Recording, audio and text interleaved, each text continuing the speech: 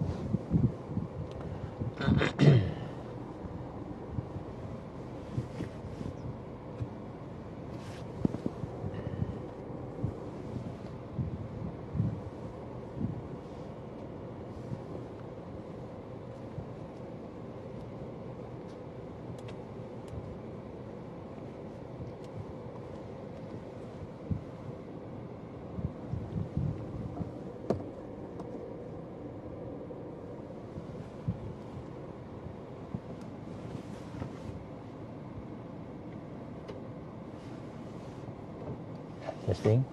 InsyaAllah kita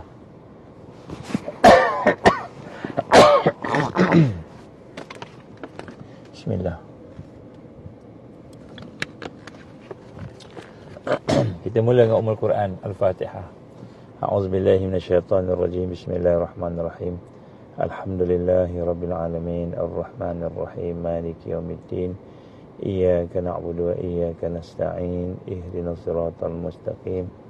Siratal ladzina an'amta 'alaihim ghairil maghdubi 'alaihim waladdallin. Amin.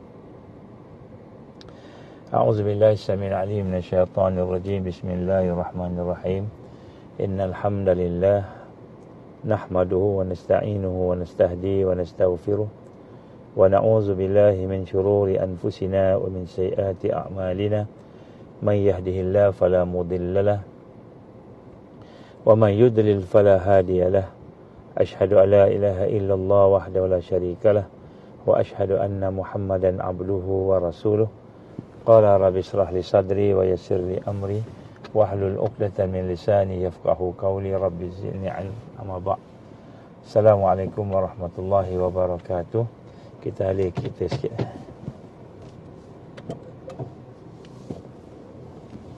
Kita alik kita sikit.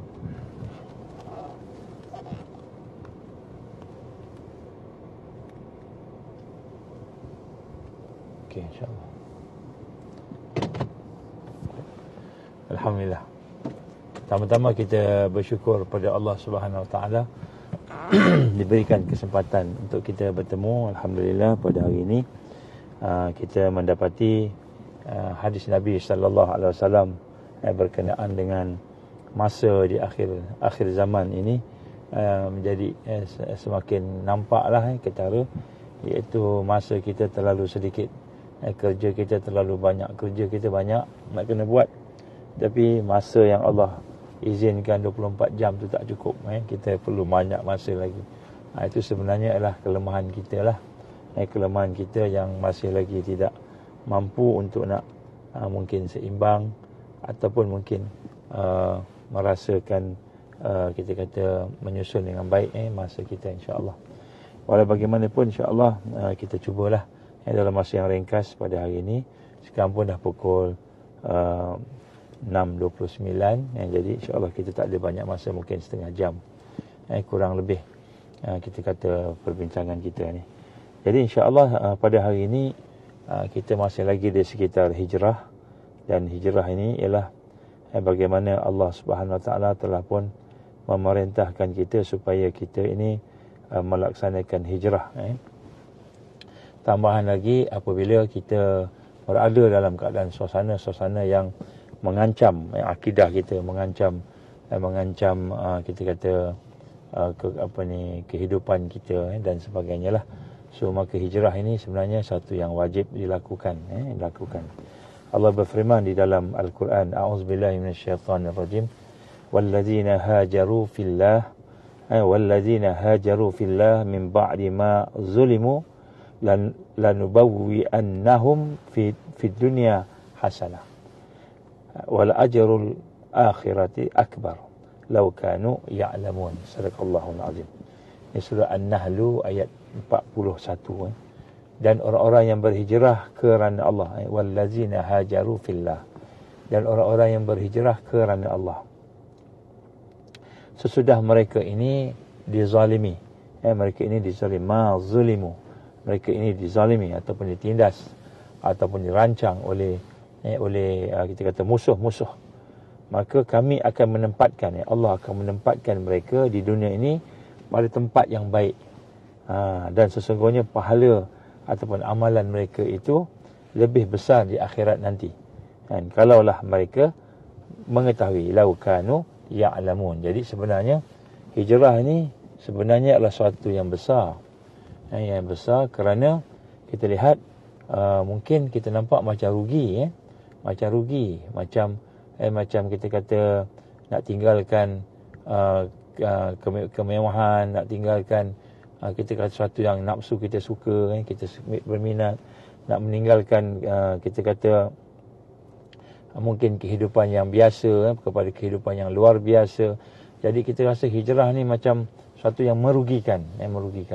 Begitu juga mungkin ada sebahagian kita terpaksa meninggalkan tempat, mungkin dah ada selesa rumah, tanah, sebagainya, nak kena hijrah pula, nak kena pergi tempat lain kan. Jadi kita nampak macam hijrah ni sesuatu yang menyusahkan, satu yang memberikan satu kelemahan pada kita. Tapi Allah gambarkan dalam surah An-Nahl ini, ayat 41, bagaimana siapa-siapa yang berhijrah kerana Allah, wallazina hajaru fillah, siapa-siapa yang berhijrah kerana Allah, maka mereka ini akan mendapati amalan mereka selepas berhijrah itu akan menjadikan alaman yang lebih baik.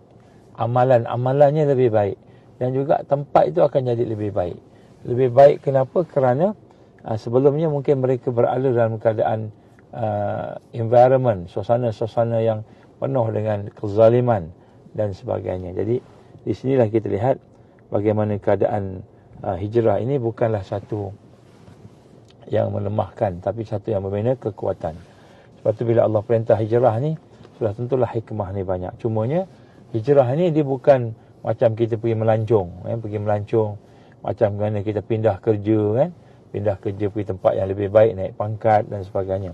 Tapi hijrah ni ialah satu yang mana kita terpaksa meninggalkan suasana yang biasa, iklim yang biasa. Mungkin sebelum ni iklim kita iklim yang baik, elok, tapi kepada iklim yang lebih teruk panas, mungkin agak yang susah. Terpaksa meninggalkan saudara-saudara kita, terpaksa meninggalkan sahabat-sahabat kita, terpaksa meninggalkan harta, mungkin pekerjaan. Jadi inilah yang berlaku. Jadi sebab tu pada hari ini ada sebahagian daripada sahabat-sahabat kita, alhamdulillah lah, dekat kita di sana di sini ni ada 8 keluarga dah berhijrah. Kalau di sini ni dah ada, insya-Allah, alhamdulillah 8, kalau tak silap lebih kurang 8 keluarga lah yang dah berpindah pergi ke Melaka ni untuk nak melaksanakan sesuatu yang disebut sebagai JDT. JDT ni apa dia? JDT ni ialah apa yang digambarkan sebagai jihad, dakwah dan tarbiyah. Jadi alhamdulillah. Jadi nak sebut kat sini, hijrah bukan satu yang senang, satu yang susah. Tetapi sebenarnya dari sisi Allah Subhanahu Wa Taala, hijrah ini adalah merupakan suatu yang amat penting. Kenapa? Untuk kita menyelamatkan akidah, menyelamatkan kehidupan kita daripada diganggu oleh mereka yang zalim, yang menganiaya, insya-Allah. Jadi ini salah satu benda yang kita bincanglah. Tetapi untuk kita benar-benar boleh berhijrah itu, maka kita perlukan persiapan. Jadi pada hari ini mungkin kita nak tengok sikit apa persiapan yang ada pada zaman Rasulullah sallallahu alaihi wasallam, yang Rasulullah siapkan untuk sahabat-sahabat supaya boleh berhijrah. Kalau tidak, kita cuma sebut teori je. Teori je. Kita kata saya nak berhijrah lah, saya nak melakukan uzlah lah, apa sebagainya lah, kita sebut macam-macam kan. Tapi rupanya teori. Kenapa tidak dia ada persiapan? Jadi hijrah ni perlu pada persiapan. Jadi insya-Allah kita akan sentuh sebahagian daripada persiapan ni pada hari ni, insya-Allah. Baik, apakah jadi hijrah ni sebenarnya kan, kita nak kena memandang hijrah ni dengan konsep yang telah kita sebut di dalam kuliah-kuliah kita yang lepas, mengenai definisi hijrah, apa konsep hijrah, makna hijrah. Hijrah yang kita maksudkan di sini ni, maka hijrah itu adalah merupakan suatu yang menjadi syarat kemenangan. Jadi syarat, kenapa dia menjadi wajib? Kenapa dia jadi wajib? Kan? Kenapa hijrah ni wajib? Kerana dia menjadi salah satu daripada sunnah syarat untuk menang. Terutamanya dalam perjuangan Islam. Tak maaf, tekak masih kahak lagi. Jadi rupanya hijrah ini adalah merupakan salah satu daripada syarat untuk menang. Kalau kita tidak ada hijrah, maka kita tak akan sampai kepada kemenangan. Jadi sebab itulah bila kita menyatakan tentang sekarang ni dia sampai 100 tahun, sekarang dah mendekati kepada tajdid, maka kita kena melakukan hijrah.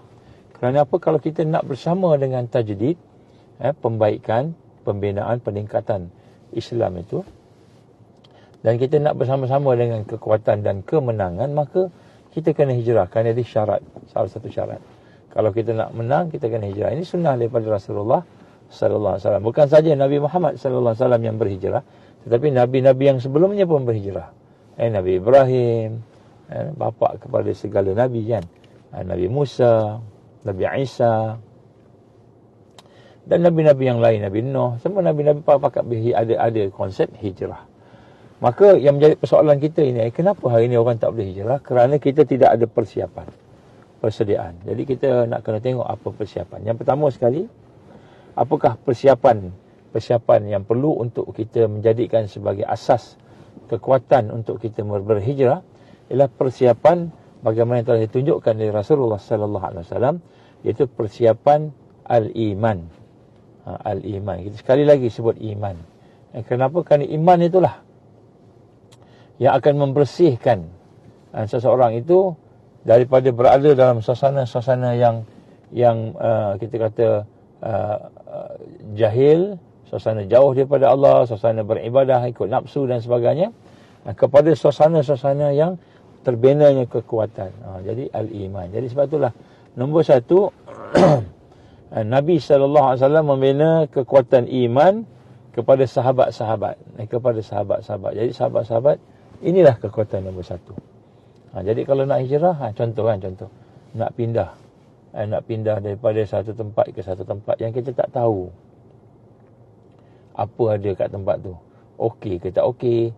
Kan, kalau kita dah duduk kat tempat kita dah selesa, dah selesa, dah apa contohnya.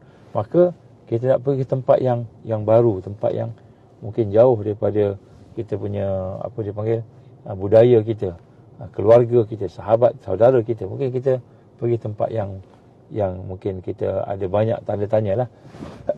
Jadi di mana iman tadi? Iman tadi dengan keyakinan yang kuat, sandaran yang kuat hanya kepada Allah. Hanya kepada Allah. Maka di situlah kekuatan. Jadi kita tak bergantung dah dengan sahabat. Kita tak bergantung dah dengan tanah kita. Kita tak bergantung dengan dunia, tetapi kita bergantung pada Allah. Ini sebenarnya adalah dilahir daripada al-iman. Jadi iman inilah perkara yang pertama sekali. Sebab tu kita nak lihat di sini antara perkara yang penting yang kita kena faham, bahawa hijrah itu ialah dia mesti bermula dengan yakin, al-yaqin. Iman ialah keyakinan. Jadi macam mana pula nak membina keyakinan tu? Di mana proses keyakinan? Di mana proses keyakinan? Di situlah kekuatan dan rahsia kekuatan jamaah Rasulullah sallallahu alaihi wasallam ialah al-iman, keimanan itu yang dibina oleh kepimpinan ataupun kalau zaman Nabi dulu Rasulullah sallallahu alaihi wasallam yang menjadi murabbi kepada anak-anak didiknya, itu sahabat-sahabat dia disebut mutarabbi. Mutarabbi, maknanya mutarabbi ni orang yang dididik, kan. Kalau murabbin orang yang menjadi, sebenarnya rahsia kekuatan al-iman bermula daripada murabbi. Saya tak sebut guru, saya tak sebut tuan guru, saya tak sebut syekh, syekh tarikat, syekh ni saya tak sebut, saya murabbi. Kalau murabbi ni dia ada 4 sifat dia, 4 perkara yang ada pada murabbi yang akan membina kekuatan. Yang pertama, dia sebagai bapa, dia sebagai mak, dari sudut kasih sayang. Dari sudut kasih sayang. Jadi maknanya kita nak tengok kat sini, seorang murabbi itu hatinya, pemikirannya sentiasa positif, dan sentiasa berhajatkan kebaikan kepada mutarabbi. Itu murabbi. Dia tidak ada rasa dengki, dia tak ada rasa dendam, dia tidak ada rasa marah. Dia ada marah, tapi marah yang dikawal oleh iman, kan. Jadi murabbi ni dia sebagai seorang ayah. Ayah ni garang tak? Garang. Ayah ni memanglah garang, tapi garang-garang dia ada kasih sayang. Macam seorang ibu. Ibu ni pun ada yang garang juga, yang marahnya sampai kita pun rasa macam susah hatilah, kan. Asyik kena tegur je macam-macam. Kena pula mak yang ibu yang jenis bercakap, jenis banyak cakap ni, lagilah kita rasa, kan, rasa rimas lah macam itu. Tapi sebenarnya di sebalik itu ada kasih sayang. Dia ada kasih sayang. Ya, sebab tu di sini kita lihat, kan, sebenarnya rahsia kekuatan jamaah Rasulullah sallallahu alaihi wasallam ialah hubungan yang mantap di antara Nabi sallallahu alaihi wasallam sebagai murabbi dengan sahabat-sahabatnya sebagai mutarabbi, orang yang dididik, orang yang dididik. Jadi apabila kita melihat kepada gerakan Nabi tadi, macam mana boleh sampai peringkat berhijrah, macam mana sampai boleh peringkat berjihad dan sebagainya, maka sebenarnya nombor satu kekuatan dan rahsia kekuatan kepada jamaah Rasulullah sallallahu alaihi wasallam ialah hubungan yang erat di antara murabbi, iaitu Rasul sallallahu alaihi wasallam, dengan mutarabbi yang dididik, sahabat-sahabat dia. Jadi hubungan ini dia bukan hubungan biasa, tapi hubungannya diasas oleh al-iman. Jadi sebab tu ulama-ulama muhakkikin, ulama-ulama yang muktabar menjelaskan kepada kita, kan, bahawa bagaimana rahsia kekuatan sahabat itu terletak pada hubungan yang mantap, yang erat di antara Nabi sallallahu alaihi wasallam dengan sahabat-sahabat. Sehingga mereka ni sayang pada Nabi, bukan sayang main-main ni, bukan sayang nak bodek-bodek. Bukan nak bodek-bodek ni macam sekarang ni. Kadang-kadang kenapa dia dekat dengan guru dia, supaya guru dia bagi sesuatu kat dia, ataupun murabbi dia ada bagi sesuatu kat dia, dia pun cari jalan. Sebab tu kita lihat hari ni sebenarnya kita nampak, kan, kita boleh nampak jelas, iaitu orang-orang yang bermuka-muka ni nampak, kita faham, kita kenal. Cuma sebagai orang yang boleh melihat ataupun yang boleh nampak tentang apa yang berlaku ni, dia tidak tak ceritalah. Jadi sebab tu kita lihat salah satu fitnah kepada anak-anak buah ni pula. Dan kadang-kadang anak didik ni, kadang-kadang nombor satu, dia tak melihat murabbi sebagai murabbi. Dia melihat murabbi ni sebagai macam dia juga, kan, macam dia juga. Akhirnya, kan, dia tidak respect, dia tidak ada adab, kan, dia tidak betul-betul menjadikan barakah dan rahmat hubungan tadi. Jadi sebab seorang yang bersifat seperti yang kita tengok contohnya, kita tengok Rasulullah sallallahu alaihi wasallam ni, dia tawaduk, Nabi tawaduk. Nabi tawaduk, tapi seorang yang dididik tadi, dia kena belajar tawaduk Nabi tu, sebab dia misal a'la maknanya contoh yang tinggi. Jadi dia tak ambil kesempatan. Ada orang dia tengok murabbinya tu seorang yang tawaduk, maka dia ambil kesempatan, dia mendahului. Macam ayat Allah SWT yang melarang sahabat-sahabat mendahului Rasulullah sallallahu alaihi wasallam, cakap tinggi, buat sesuatu yang mendahului Rasul sallallahu alaihi wasallam. Sebelum buat apa-apa, dia buat dulu. Dia kata apa? Kita buat je dulu. Kita buat, tapi lepas tu apabila sampai waktunya, kan, kita baru cerita dekat murabbi kita. Kemudian kalau murabbi kita suka dengan kita buat ni, alhamdulillah lah. Tapi kalau tak suka, tak apalah, kita tinggal cari murabbi lain. Ini sifat-sifat mereka yang tidak faham hakikat dan barakah hubungan antara seorang murabbi dengan seorang mutarabbi. Jadi ini rahsia kekuatan. Jadi hijrah tu dia bermula dengan kekuatan antara mereka yang mendidik dengan mereka yang dididik, murabbi dan mutarabbi. Di situlah rahsia kekuatan jamaah Rasulullah sallallahu alaihi wasallam, yang mana daripada situ berkembang. Berkembangnya kita kata rahmat Allah, barakah Allah kepada setiap pergerakannya. Jadi sini sebab itu kita sebut kat sini bagaimana daripada hubungan yang mantap itu, yang dengan kasih sayang, yang dengan penuh tawaduk dan tadaruk sesama sendiri, kan. Kemudian mereka pula sentiasa memulia dan menghormati. Bukan kita rasa tawaduk ni bukan kita merendahkan diri ni, maknanya bukan kita menghina diri kita, itu beza kan. Bukannya kita menghina diri kita berbanding dengan merendah diri. Merendah diri ni maknanya kita meletakkan Allah, meletakkan Islam sebagai kenapa kita buat gitu. Maknanya kita merendah diri kepada seseorang tu kerana ada akhlak kat dia, ada ilmu kat dia. Maka kita rasa akhlak dan ilmu tu daripada Allah, al-haq, maka kita rendahkan diri sebab ada benda tu. Situ. Tapi kalau kita merendahkan diri kepada bos supaya kita dapat gaji yang tinggi, itu bukan merendah diri, itu adalah menghina diri. Bila kita merendahkan diri kita dalam rangka untuk mendapatkan redha Allah, bukan niat-niat yang lain tadi, bukan niat-niat dunia tadi, nak dapat dunia kita angkat tangan minta macam ni kan, dunia pangkat ke, nak glamour ke, nak apa, kita buat sesuatu kerana dunia tadi, maka itu maknanya menghina diri, tanazzul, menghina diri. Kalau merendah diri yang masukkan tawaduk, yang dikehendaki dalam tarbiyah ni ialah bila kita merendahkan diri kepada seseorang kerana kita nak dapatkan redha Allah, kerana hakikat sahabat kita ke ataupun siapa yang ada depan kita tu, dia ada Islam, dia ada iman, dia ada rahsia Allah. Apa lagi dia ada rahsia Allah Subhanahu Wa Taala. Jadi sebab tu yang pertama sekali kekuatan antara para sahabat ni ialah bila hijrah, bila sebenarnya tarbiyah itu bermula dengan iman dan bermula dengan kasih sayang. Jadi hari ini kadang-kadang kita cakap je kasih sayang, tapi sebenarnya kita ada berbagai perkara kan. Jadi sebenarnya kita boleh melihatlah bagaimana perpecahan jamaah, perpecahan kelompok-kelompok yang ada, ataupun perpecahan di kalangan pertubuhan kerana tidak ada kasih sayang. Tidak ada kasih sayang yang diasaskan oleh iman. Kalau ada pun hanya lakonan-lakonan. Lakonan-lakonan, kita berlakon macam beriman, macam tawaduk, macam baik, tapi rupanya dalam hati kita ada sesuatu yang kita nak capai lah.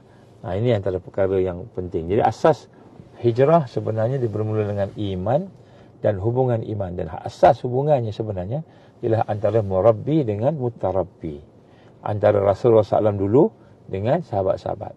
Jadi ini asas. Jadi sebab tu ulama-ulama sebut tadi, apa dia kata kita nak kena sayang Allah dulu ke ataupun nak sayang Rasulullah dulu, contoh nak kena kenal Allah dulu ke kenal Rasulullah dulu. Dari sudut proses, kenal Rasulullah dulu. Proses. Sebab apa? Bila kita mengenal Rasul, sayang Rasul, baru kita boleh kenal Allah, sayang Allah. Sebab yang mengenalkan kita pada Allah itu ialah Rasul sallallahu alaihi wasallam. Dia asbab lah. Dia sebut kat sini, dari sudut proses itu. Sebab tu sebenarnya kita nak kena kenal Rasul, sayang Rasul, baru kita boleh kenal Allah, sayang Allah.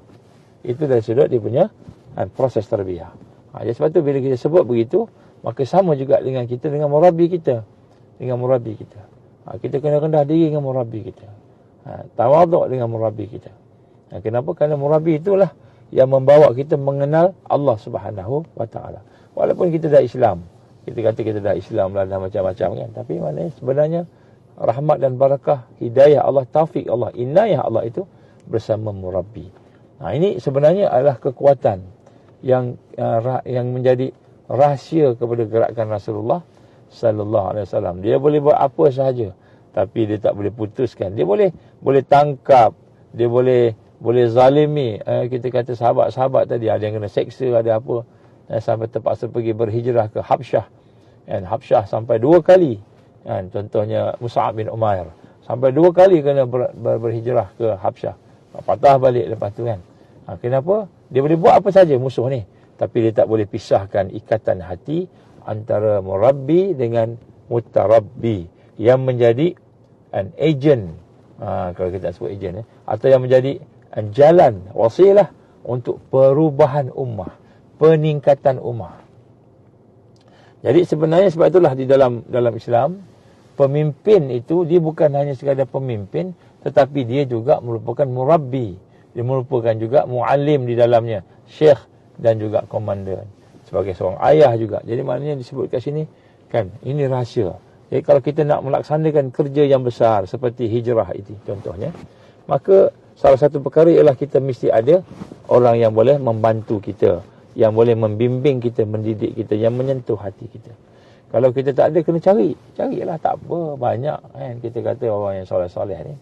Tapi cumanya syarat orang yang nak jadi murabbi ni, dia mesti pernah ditarbiyah. Maknanya dia pernah duduk dalam proses tarbiyah, dia ada murabbi dia, yang mungkin murabbinya itu dah meninggal dunia, ataupun murabbinya itu masih bersama dia, itu masih, maknanya itu relatif lah, tapi maknanya dia mesti ada melalui proses. Tak boleh kita kata saya nak jadi guru, saya nak jadi murabbi ni, saya ni murabbi ni, tapi kita tak pernah ditarbiyah, tak pernah duduk dalam tarbiyah.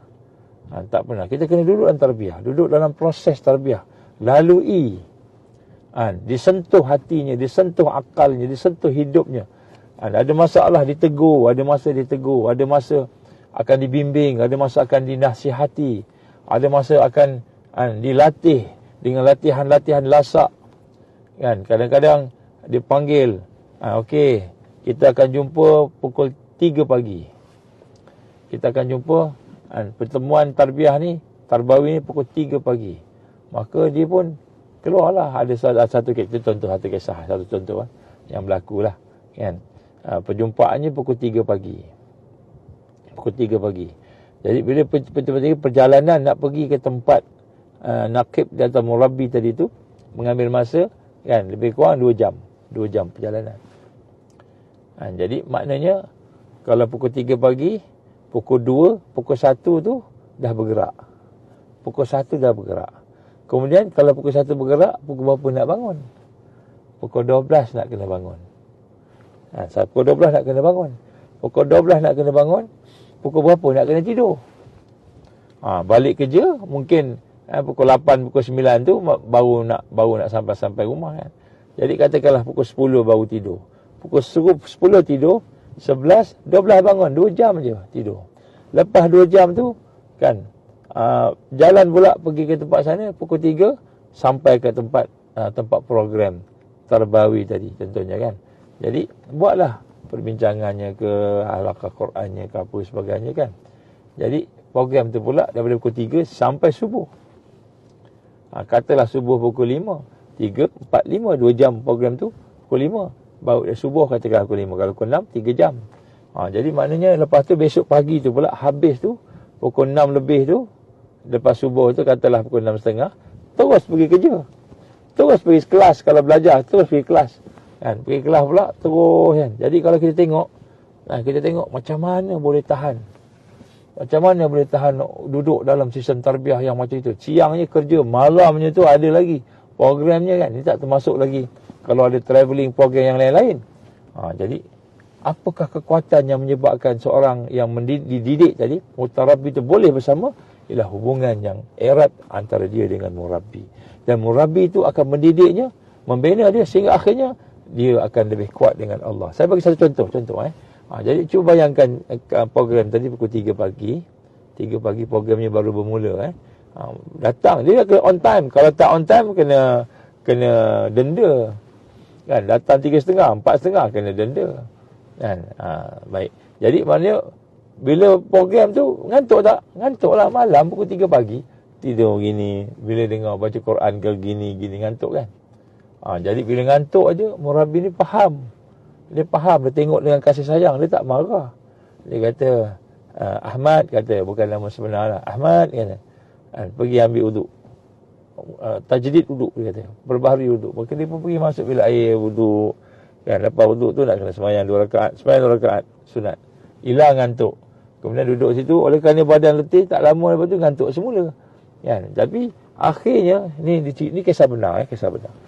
Akhirnya, kan, dia daripada seorang yang lemah tadi menjadi seorang yang boleh adapt dengan program yang harsh, yang susah tadi tu, kan, tak ngantuk, aktif, malah dia jadi latih sebagai pemimpin. Ini murabi memimpin, mutarabi tadi. Kan, kenapa buat usrah buat alaqah pukul 3 pagi? Kenapa pukul 3 pagi? Kenapa tak buat waktu weekend ke apa ke? Kenapa tak waktu kerja buat? Waktu belajar buat. Jadi kerana nak murabi tu nak mendidik pemimpin, nak melatih pemimpin. Sebab dia kata apa?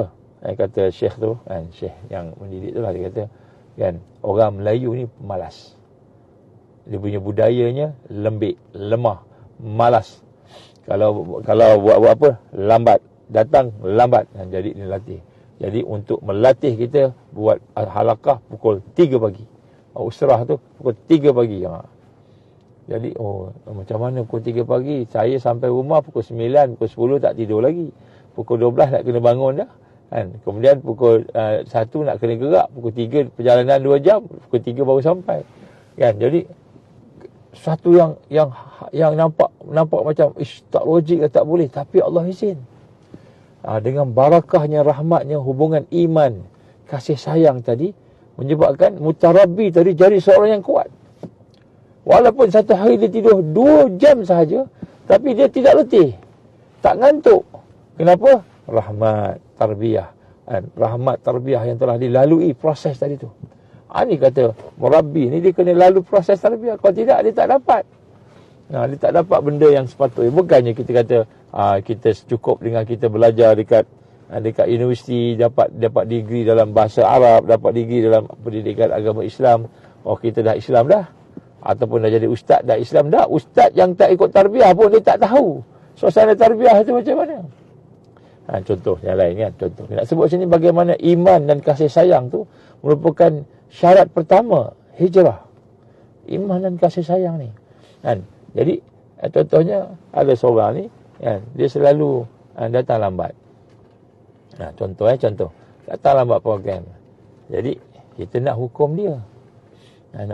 Tapi kita nak hukum cara yang tarbawi, cara yang mendidik, kan. Boleh mendidik, menyentuh hati, meningkatkan imannya, meningkatkan amalannya, meningkatkan akhlaknya. Jadi apa yang berlaku, kan, sebelum dia datang dah, oleh kerana lambat selalu, kita tak nak hukum dia pasal dia baru ikutlah program gitu, kan. Jadi masa nak satu ketika tu dia lambat. Jadi ada seorang sahabat yang dah lama sikit ni, dia pun datang lambat juga. Walaupun dia secara on time, tapi pada hari tu dia datang lambat. Dan pada hari tu dihukum. Katakanlah yang baru masuk ni Ahmad nama dia. Yang lama masuk sikit ni namanya Abu, kata, kan, orang Melayu kita lah, kan, kata. Jadi Abu, dia tak cakap Ahmad baru lagi, kan. Abu, oleh kerana kamu lambat pada hari ni dia lambat. Yang Ahmad ni tiap-tiap hari, tiap-tiap ketika program dia lambat. Maka kamu akan dikenakan hukuman. Uqubah, hukuman. Jadi apa hukumannya? Hukumannya ialah kamu kena baca Quran satu hari 3 juz minimal. Dan kamu kena puasa, kan, 3 hari berturut-turut. In addition to puasa-puasa yang kamu buat. Jadi adalah benda, ataupun kena baca berzikir dan sebagainya, adalah hukuman dia, kan. Jadi apa yang Abu kata, insya-Allah, dan saya terima hukuman ni, insya-Allah saya akan usaha buat semuanya, kan, sebagai hukuman saya, kan, lalai, leka, datang lambat. Jadi si Ahmad yang baru ni, dia tengok, Abu ni baru sekali tak datang, ataupun bukan tak datang, lambat datang. Yang aku ni dah banyak kali tak datang. Dia pun angkat tangan. Wahai Nakib, kan, Tuan Nakib, ataupun dia panggil lah abang sekian contohnya lah. Kata, saya ni tiap-tiap kali program saya lambat. Boleh tak saya terima hukuman yang macam mana Abu? Lepas tu dia berkata, okey, sekian. Jadi maknanya sebut sini, dalam tarbiyah ni, dia ada misal amal. Misal amal ni maknanya contoh, kan, yang menyentuh, yang melihat dengan mata kita, dengan telinga kita. Ini dipanggil bi'ah tarbawiyah, suasana yang tarbiyah, yang mendidik kita. Dan inilah merupakan kekuatan. Jadi hari ini sebenarnya kita nak menghidupkan suasana-suasana yang begitu. Sebab tu kita melihat persiapan para sahabat Nabi sallallahu alaihi wasallam, bukan sahaja mereka menerima dakwah, masuk Islam, mengucap dua kalimah syahadah dan sebagainya, tetapi mereka duduk dalam proses nak membina iman.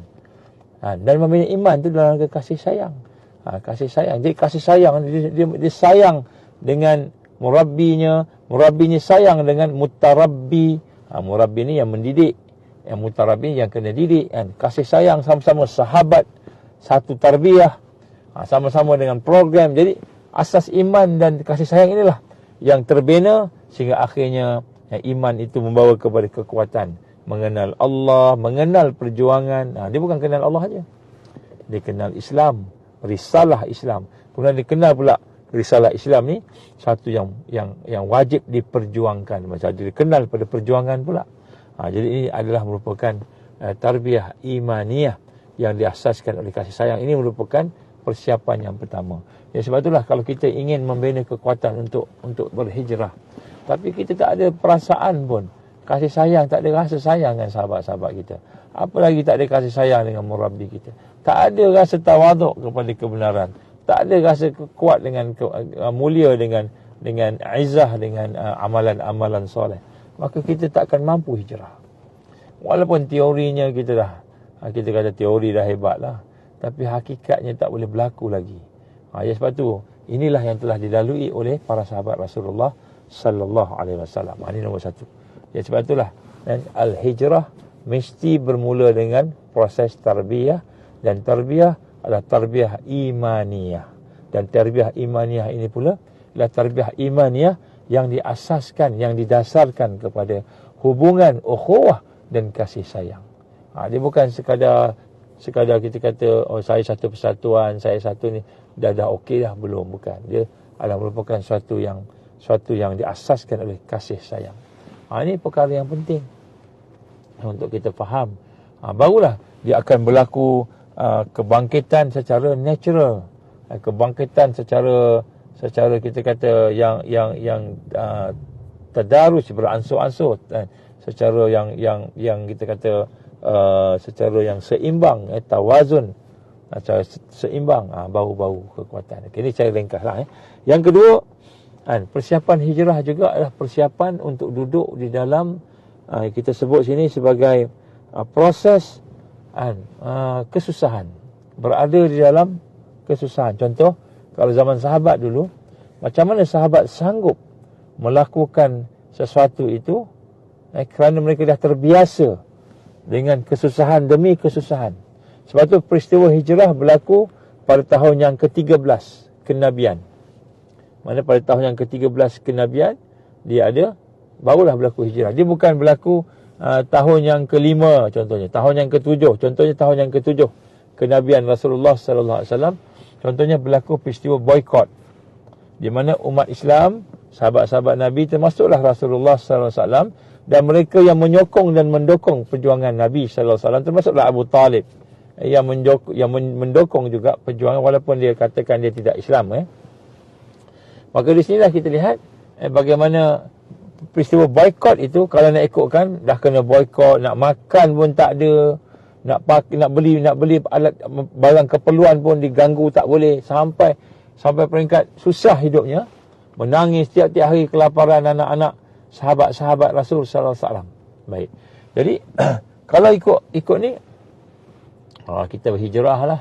Masa tu kita hijrah lah. Bukan sebulan boikot, bukannya 2-3 bulan, kan? 3 tahun boikot. 3 tahun Allah izin boikot. Maknanya susah.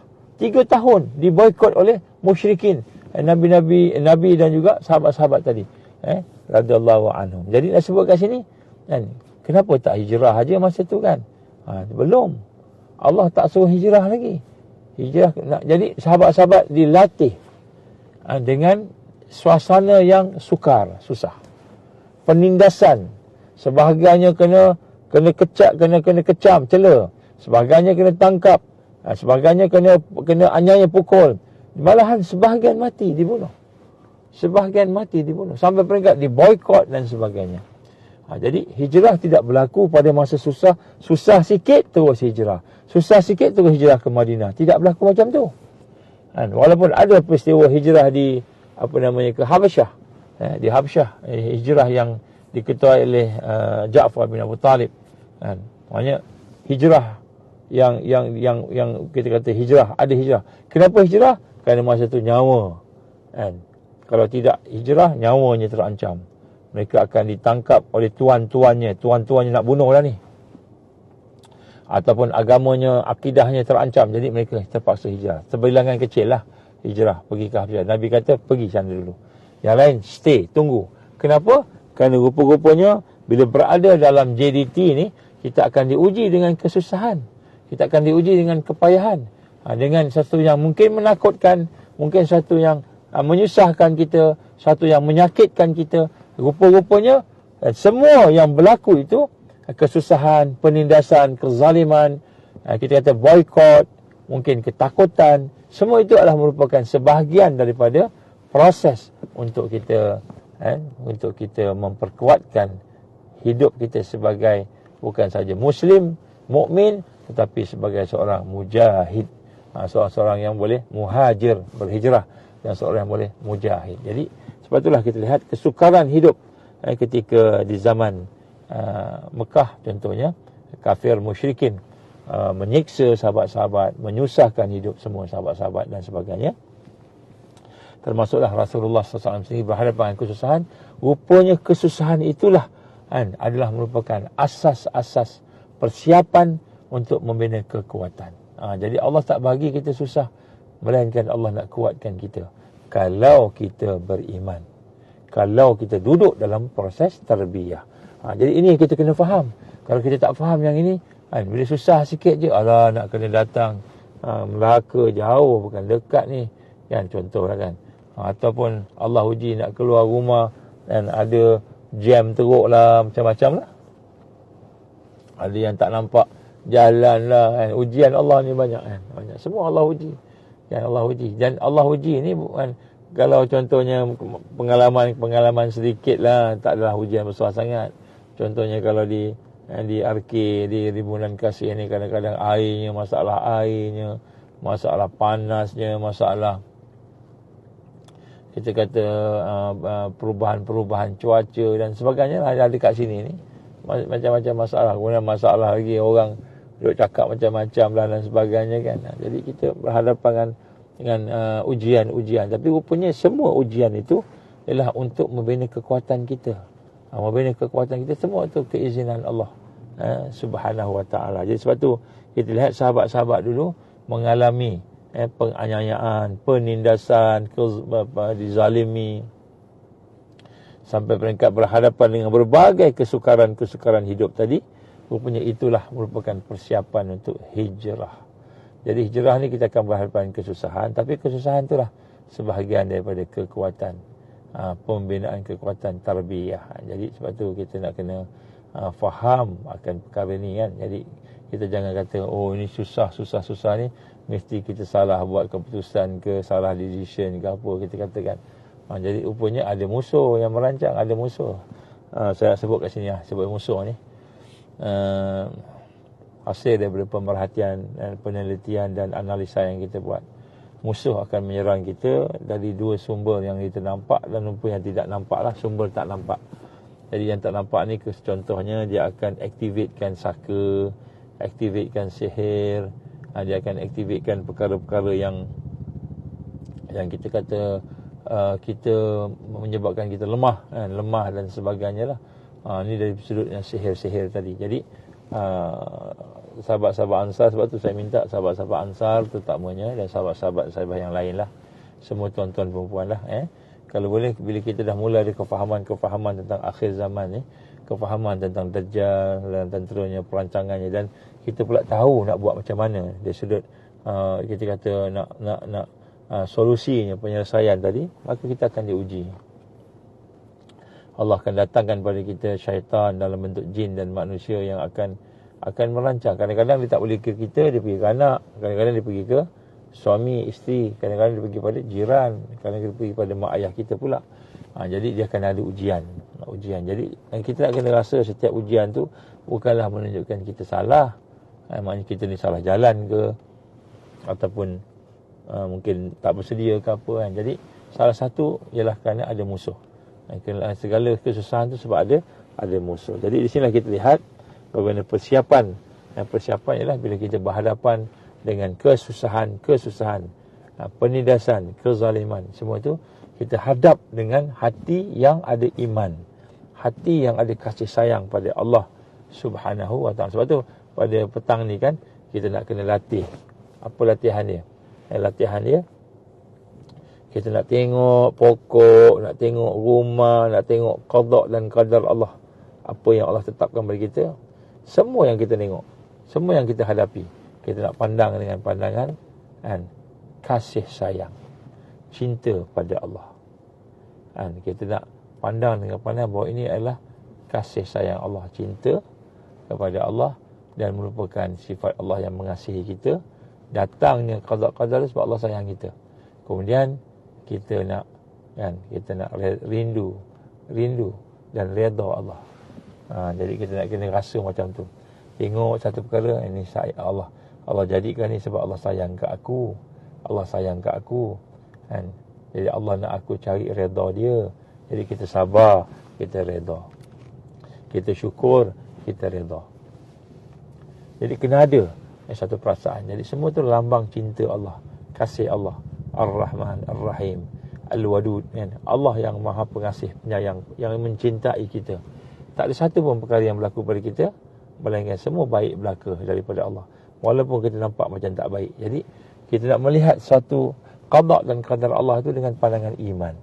Pandangan iman, jadi maka barulah kita, benda tu akan menjadi sebagai persiapan dan membina kekuatan sehingga boleh berlakukan hijrah. Hijrah, boleh buat hijrah.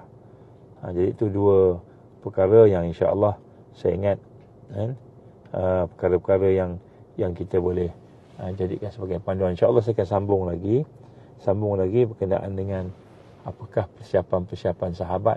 Ada banyak lagi lah, termasuklah persiapan dari sudut tanzimi, dari sudut organisasi. Contohnya peranan Mus'ab bin Umair radhiyallahu anhu, seorang sahabat yang besar. Dia punya apa kita kata, jasa dia lah, dia punya khidmat dia tu untuk hijrah. Jadi peristiwa hijrah ni dia bukan hanya sekadar kita tengok kepada bagaimana Nabi berhijrah pergi ke Gua Sur, apa yang berlaku di sana dan sebagainya, sampailah sahabat-sahabat hijrah. Tapi kita kena melihat persiapan dia dan bagaimana Nabi mempersiapkan Mus'ab bin Umair. Mus'ab bin Umair ni luar biasa. Orang yang kaya raya Mus'ab ni. Sampai peringkat kan, kalau dia pakai baju tu, dia punya baju tu sampai labuh sampai ke tanah. Nak menunjukkan kaya sangat. Dan bila orang tanya pada dia, kenapa pakai baju yang labuh sampai sapu jalan ni? Kotor lah baju tu kan. Dia kata, aku tak bimbang kotor, sebab tiap-tiap hari aku pakai baju baru. Kayanya mak dia tu, tiap-tiap hari dia pakai baju baru. Maknanya baju yang dipakai tu sekali tu dia pakai, kotor, rosak apa, dia tu pakai, tukar baju baru. Kayanya mak Mus'ab bin Umair. Pakaian dia labu. Dia punya minyak wangi tu pula, minyak wangi yang paling mahal. Sampai dalam Mekah tu, dia seorang je yang pakai. Maknanya kalau dia lalu dekat jalan-jalan ni kan, orang akan bau minyak wangi, orang tahu ini Mus'ab bin Umair ni. Kayanya mak dia sampai peringkat dia seorang yang pakai minyak wangi tu. Orang lain tak boleh nak pakai. Dia kaya. Jadi tapi Allah izin bila meninggal dunia, dia kan, pakaian dia tu, kain dia tu kan, bila dia tutup kaki nampak kepala, bila dia tarik ke kepala nampak kaki. Nabi SAW peristiwa Mus'ab bin Umair syahid fi sabilillah, menangis. Nabi menangis tengok Mus'ab. Ya Mus'ab, sesungguhnya sebelum kau masuk Islam, engkau seorang anak yang kaya raya, anak bangsawan, yang ibunya kaya dan sebagainya, sampai peringkat kan bajunya tu labuh, menyapu jalan, sapu jalan. Macam orang raja-raja lah, macam pengantin kan. Sapu jalan di jalan. Dan maknanya tiap-tiap hari dia pakai baju baru. Kan, dengan dia punya kemewahan sebagainya. Tapi setelah engkau masuk Islam, hidup engkau penuh dengan zuhud, wara'. Wara' dan zuhud. Ini Mus'ab bin Umair. Sehingga akhirnya zuhudnya engkau sampaikan hari ini nak kapankan dia punya tubuh dia tu, tak cukup kain. Tak cukup tarik kat kepala, kaki nampak, turunkan ke kaki, kepala nampak. Nabi menangis. Nabi sedih melihat sahabatnya. Ini antara sahabat yang awal yang terbina dengan tarbiyah Rasulullah sallallahu alaihi wasallam ni, yang datang daripada hubungan yang mantap sayang dia, hubungan yang mantap dengan apa nama kita kata tarbiyah iman tadi, sehingga melahirkan seorang yang luar biasa, sehingga dihantar oleh Rasul sallallahu alaihi wasallam sampai masuk ke Madinah sebelum hijrah. Kita akan cerita itu. Ini contoh bagaimana persiapan ni bukan hanya dari sudut tarbiyah iman, kasih sayang, tapi ada lagi persiapan-persiapan yang lain, termasuklah persiapan organisasi. Bagaimana Nabi mendidik sahabat-sahabat, mempersiapkan mereka untuk berhijrah, membentuk satu kekuatan yang baru, negara Islam yang baru di Madinah. Ini nak sebut kat sini lah. Jadi insya-Allah kita masa dah lewat, dah nak masuk maghrib. Jadi insya-Allah mudah-mudahan Allah memberikan kepada kita pengajaran lah. Sebab kita nak kena hijrah. Tapi hijrah bukan pada tempat saja, hijrah kepada segala bentuk kehidupan kita. Salah satunya hijrah dari sudut tempat, akidah dan sebagainya lah yang kita pernah sebut sebelum ni, insya-Allah. Aku liqali hadza astaghfirullahalazim. Jadi insya-Allah tuan-tuan dan puan, sebelum kita bersama dengan mujaddid, sebelum kita nak melaksanakan menjadi orang yang mentajdidkan agama kita, man yujadidu laha dinaha, mentajdidkan agama tadi, maka hendaklah kita tajdidkan diri kita.